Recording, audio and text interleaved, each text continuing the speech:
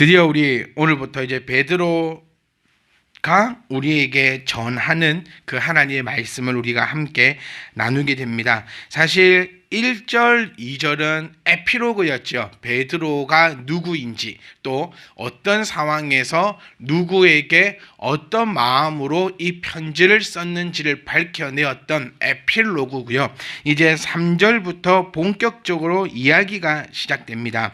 그러니까 3절부터는 우리가 이렇게 생각하시면 돼요. 베드로가 하는 설교입니다. 설교.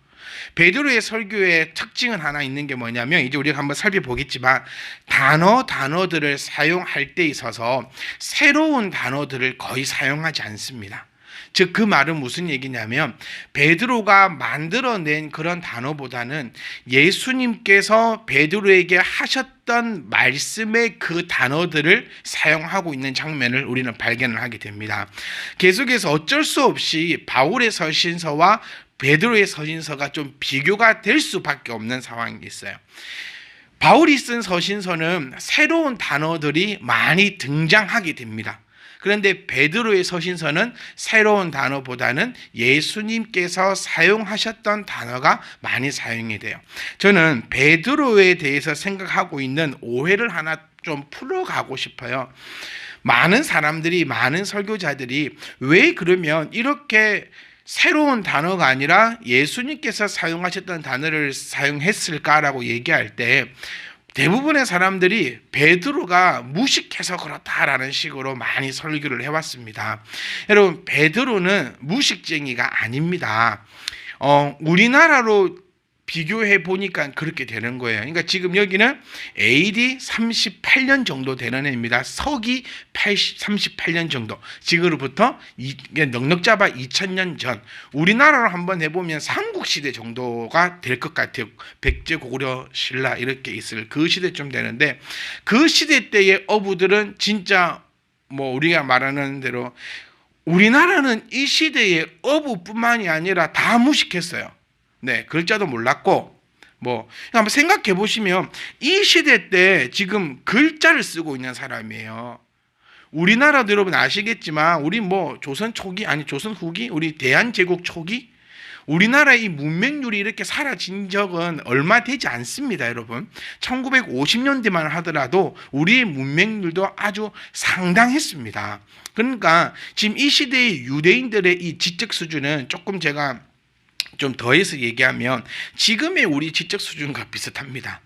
그런데 유대인들은 아주 뛰어난 사람들이에요. 그러니까 지금 우리는 글자도 없던 시대잖아요. 우리는 그런 시대에 지금 글을 쓰고 있고, 그 글을 읽을 수 있고, 편지를 쓰고 또 설교를 한다. 그러니 비교하게 되면, 바울하고 비교하게 되면 베드로가 물론 조금 딸리는 것은 사실이에요. 바울이 워낙 높으니까.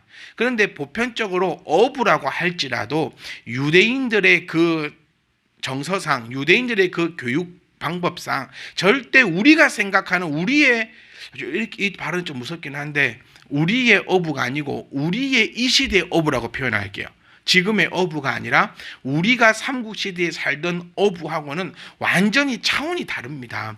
그래서 우리 한간이 아니고 이런 데이터가 있어요. 전 세계에서 제일 사람들하고 융합하지 못하는 민족이 두 민족이 있다고 합니다. 한 민족이 유대인이고요. 하나의 민족은 중국인이라고 얘기합니다.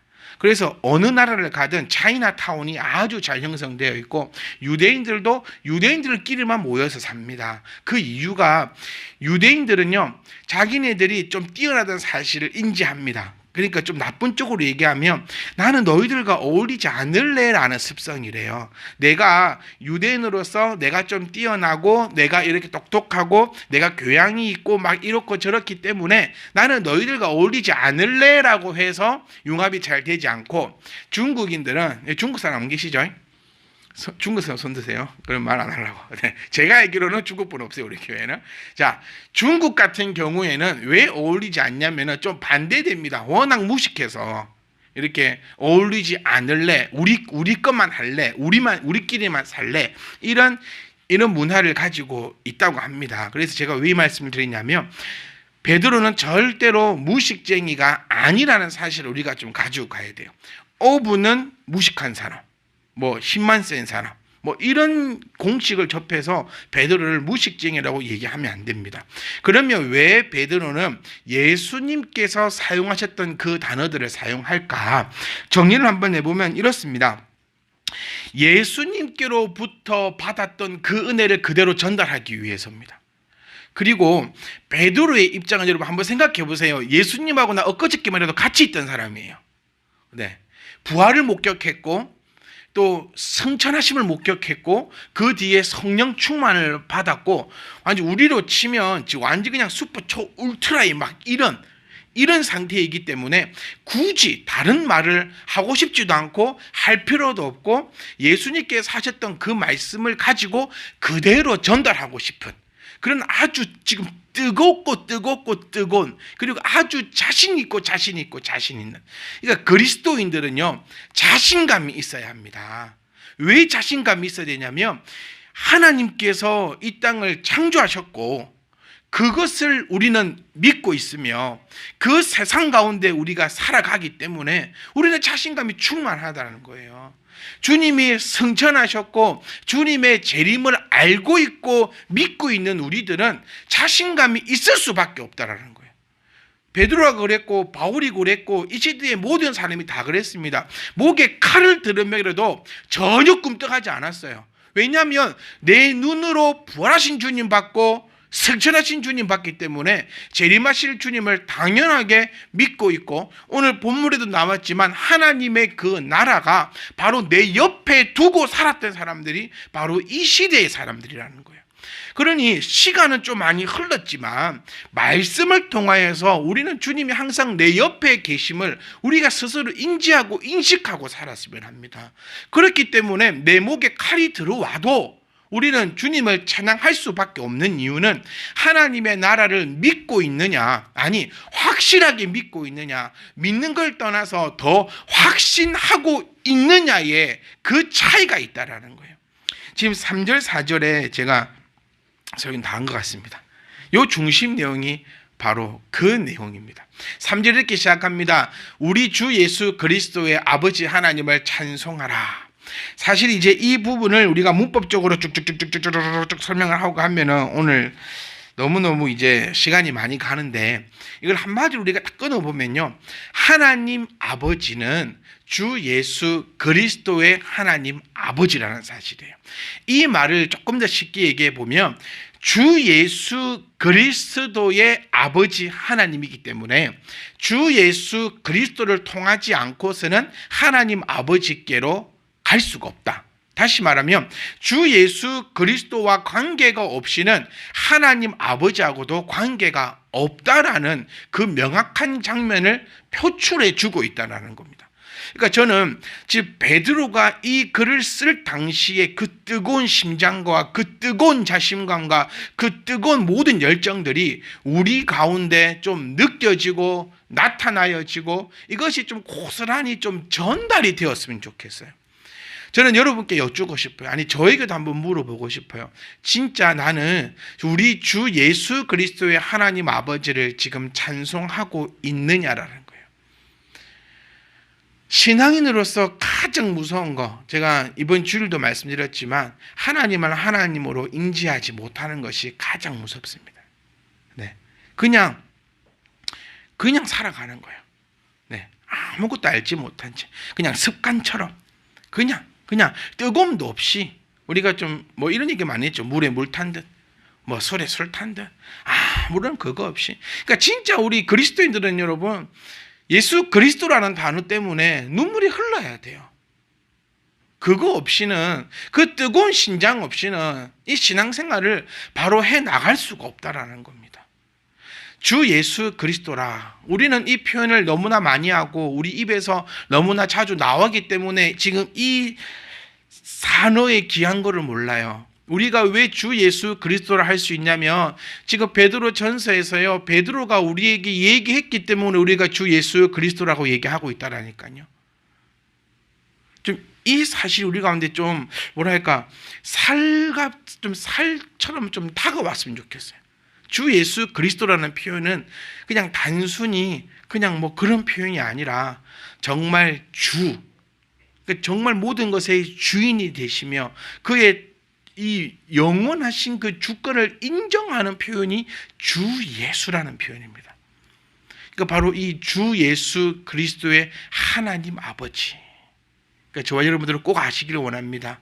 하나님 아버지는 주 예수 그리스도를 빼고서는 나하고 관계할 수 없다라고요.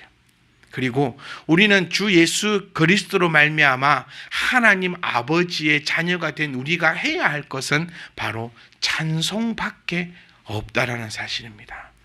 달라 하는 것이 우리의 신앙인의 내 입술이 아니고 어떤 경우에서도 하나님을 찬송하는 것이 신앙인이 가져가야 할 그 모습이라는 사실이에요. 여러분, 저는 오늘 여러분께 감히 여쭙고 싶습니다. 여러분은 오늘 내 입술에서 얼마만큼 주 예수 그리스도의 하나님 아버지를 찬송하며 사셨습니까? 정말 이거 좀 심각하게 받아들였으면 좋겠어요. 신앙인과 비신앙인의 차이점은 이것입니다. 네. 구분되어 살아라는 그 단어가 특별하게 뭐 그런 것이 아니라 믿지 않는 자들은요, 오늘 한 번도 하나님을 찬양하지 않습니다. 아니, 하나님 모르니까 찬송을 못하는 건 당연한 거 아니겠습니까? 근데 하나님을 알고 있음에도 불구하고 하나님을 찬송하지 않았다라고 하는 것은 하나님을 모르는 사람보다 더 나쁜 놈이에요. 저는 이렇게 표현하고 싶어요. 그들은 몰라서 그런다 하지만 이제 우리는 알잖아요. 알매도 불구하고 삶을 살아갈 때 하나님을 찬송하지 않는다. 좀 심각한 부분입니다. 찬송한다는 이 부분은 정말 그냥 내 입을 막 우리가 흔히 알고 있는 그런 찬송을 하자라는 부분이 아니에요. 바로 범사에 감사하는 거죠. 이 찬송이라는 의미는 범사에 감사라는 겁니다. 오늘 내가 여러분 숨을 쉰 것이 얼마나 감사한 줄 아십니까? 우리가 저 오늘 이 얘기 참 오늘 많이 하는 것 같아요. 우리가 숨 쉴 만한 자기 조건을 갖고 있는 것 같습니까? 그렇습니다라고 하는 것은 교만입니다. 아무리 나를 들여다보고 아무리 나를 쳐다봐도요, 오늘처럼 행복하고 오늘처럼 안전하게 살아갈 만한 그런 존재가 우리는 아닙니다, 여러분. 오늘 얼마나 많은 죄를 지었고 하나님을 찬송하지 않은 것도, 하나님 앞에 기도하지 않은 것도. 그러니까 이 범사가 하나님의 은혜라고 느끼는 것이야말로 신앙인의 바람직한 자세고 그것이 신앙이에요. 다른 것이 신앙이 아니라 오늘 저희 3절 여기서 지금 진도를 나가지를 못하긴 해. 시간은 다 되어붙고. 네. 그러니까 베드로는요, 여기서 신앙인의 진면목을 지금 보여주고 있는 거예요. 저는 여러분께 말씀드리고 싶어요. 신앙인은 뭐 특별하게 뭐 이렇게 저렇게 하는 게 신앙인이 아닙니다. 정말 신앙인이라고 말하는 것은 주 예수 그리스도를 통해서 하나님 아버지께 나아가며 범사가 그의 것임을 인정하며 그 하나님 앞에 찬송하는 것이 바로 그리스도인 된 우리들의 모습이라는 사실이에요. 이것을 우리가 꼭 기억하시는데 그의 많으신 긍휼이 나옵니다. 긍휼. 자, 여기서도 좀 재미있는 게 뭐냐면요, 긍휼과 은혜를 조금 구분을 하고 있습니다. 그러니까 은혜는 하나님이 주신 모든 것을 은혜라고 얘기합니다. 그러니까 하나님의 은혜로다. 이 표현은요, 우리는 이럴 때 자주 사용합니다. 내가 기도 제목하는 게 있었어요. 근데 그것이 응답이 되면 뭐라 하죠? 참 하나님의 은혜입니다 라고 얘기합니다. 근데 저는 여러분과 저의 고백은 오늘도 내가 숨쉰 것이 하나님의 은혜입니다 라는 고백이었으면 좋겠고, 오늘도 퇴근을 하고 집에 온 것도 하나님의 은혜이고, 더 나아가서는 오늘 이 시간에 우리가 이 예배당에 모여서 하나님을 예배할 수 있는 이것도 은혜이고요. 정말 그 사소한 거 하나요. 그러니까 저는 여러분이 그 그냥 사소한 거, 정말 사소한 거 있잖아요. 진짜 사소한 거. 내 손에 가시가 박혔는데 이 가시 뺀 것도 하나님의 은혜이고, 하여튼 이 모든 것이 하나님의 은혜라는 사실을 기억하는 것이 바로 신앙이라는 거예요. 그래서 은혜는 하나님이 주신 모든 것이 하나님의 은혜인데, 여기에서 우리가 이제 구분질 수 있는 것은 하나님이 안 주신 것은 은혜가 아니어도 됩니다, 여러분. 하나님이 안 주신 것은 하나님의 은혜가 아니죠. 그런데 우리가 더 나아가면 이 천지, 이 세상 만물에 하나님께서 안 주신 것이 하나도 없다라는 사실이에요. 그래서 우리의 삶 모든 전체는 하나님의 은혜인데, 이 은혜는 어떤 통로를 통해서 올까라는 거예요. 이 누가 베드로를 무식쟁이를 합니까? 여러분, 저만 흥분이 되고 저만 땀이 나고 저만 열받나요? 네. 여러분, 다 혹시 도저히 못 알아듣겠으면 손을 좀 들어주세요. 그리고 제가 좀 더 자세하게, 여러분이 좀 알아들으시는지 못 알아들으시는지. 네, 감사합니다. 네. 그러니까 은혜는 천천히 할게요. 우리 학교 진도 나가 시험 안 칩니다. 자, 은혜라는 것은 하나님께서 주신 모든 것에 은혜라는 단어를 붙여야 돼요. 그러면 이 은혜라는 것은 어떤 통로를 통해서 올까? 그 통로는 바로 그 많으신 긍휼의 통로로 우리에게 온다라는 사실을 기억하셔야 됩니다. 하나님께서 그리스도인들을 구원하시고 아버지가 되시는 근원이 바로 이 긍휼이라는 거예요. 그러니까 하나님께서 우리를 긍휼히 여기지 않으셨다면, 하나님께서 우리를 긍휼함으로 바라보지 않으셨다면 예수 그리스도가 부활하실 이유가 없다라는 거죠. 예수 그리스도가 죽은 자 가운데서 부활하게 하신 것이 뭐냐? 바로 그 긍휼의 통로를 통해서 그리스도가 부활하셨다라는 거예요. 왜냐하면 그리스도의 부활로 말미암아서 우리를 거듭나게 한 거예요. 자, 이제 어렵죠. 네, 제가 지금 마음이 급합니다. 시계 고장난 거 같나? 시계 고장이 안 났고요. 이 시간이 참 힘들어요. 이걸 5분 만에 설명할 자신이 없어요.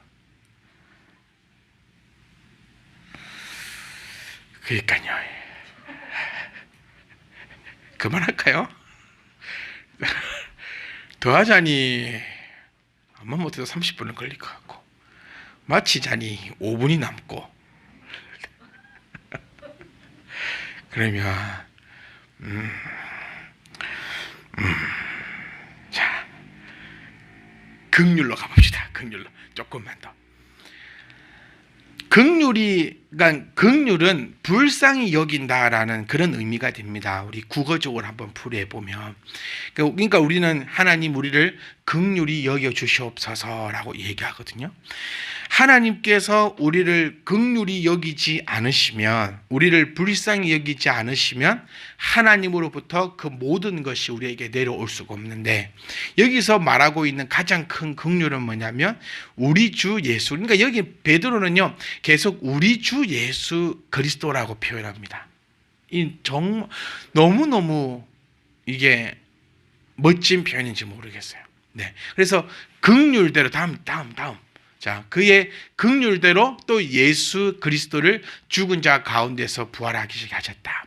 얼핏 보면은 예수님이 불쌍해서 부활시킨 것처럼 그렇게 보일 수도 있으나, 이거는 완전 문맥을 이해하지 못하는 거예요. 긍휼히 여겨서 긍휼하심으로 말미암아 우리를 거듭나게 하시려고 예수 그리스도를 죽은 자 가운데서 부활하게 하셨다라는 겁니다. 그럼 우리가 다음 시간에는 이제 여기서 이제 포인트가 우리를 거듭나게 하사, 이것이 예수님께서 사용하시던 단어거든요. 거듭남이라는 단어는 거의 주님이 처음 사용하세요.